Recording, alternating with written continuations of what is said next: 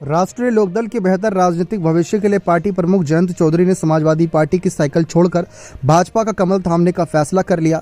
मोदी सरकार ने पूर्व प्रधानमंत्री चौधरी चरण सिंह को भारत रत्न देकर जयंत का दिल जीत लिया है। जब उनसे पत्रकारों ने पूछा कि क्या रालोद आगामी लोकसभा चुनाव भाजपा के साथ गठबंधन में लड़ेगी, तो जयंत का जवाब था कि अब कोई कसर रह जाती है क्या, अब किस मुंह से इनकार करूं। सूत्रों की माने तो समाजवादी पार्टी ने जयंत चौधरी के सामने सीट बंटवारे का जो फॉर्मूला रखा था वे उससे सहमत नहीं थे, इसलिए उन्होंने इंडिया ब्लॉक छोड़कर भारत राष्ट्रीय जनतांत्रिक गठबंधन के साथ जाने का फैसला किया।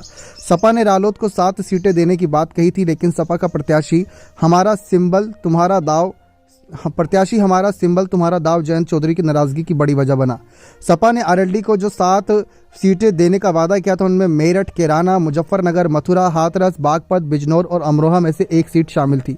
सूत्रों के मुताबिक सपा ने जयंत को इनमें से 4 सीटें कैराना, मुजफ्फरनगर, बिजनौर और मेरठ के लिए अपने प्रत्याशियों की सूची थमा दी थी।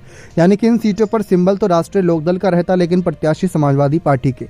जयंत चौधरी को यह डील मंजूर नहीं थी। दूसरी ओर बीजेपी ने पूर्व पीएम चरण सिंह को भारत रत्न देकर जयंत के दिवंगत पिता अजीत सिंह का सपना पूरा कर दिया।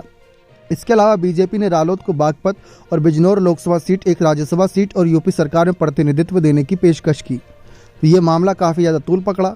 जयंत चौधरी को भाजपा की डील अच्छी लगी और उन्होंने एनडीए के साथ जाने का फैसला किया। पश्चिमी उत्तर प्रदेश में जाट समुदाय के करीब 17% वोट है और लोकसभा की 27 सीटें इस क्षेत्र में पड़ती हैं। जयंत चौधरी के आरएलडी का वेस्ट यूपी में प्रभाव है, उनके साथ आने से भाजपा को इस क्षेत्र में फायदा होने की उम्मीद है।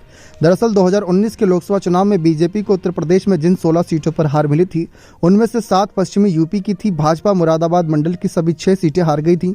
वहीं बीजेपी के साथ आने से रालोद को भी फायदा होगा। दरअसल पश्चिमी उत्तर प्रदेश में जाट वोट अब तक भाजपा और रालोद के बीच बंटता था।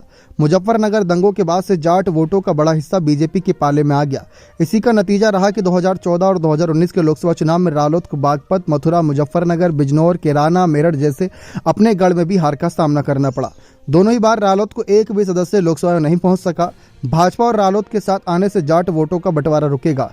इससे रालोद और बीजेपी दोनों की अपनी अपनी सीटों पर स्थिति मजबूत होगी और इंडिया दल कमजोर होगी।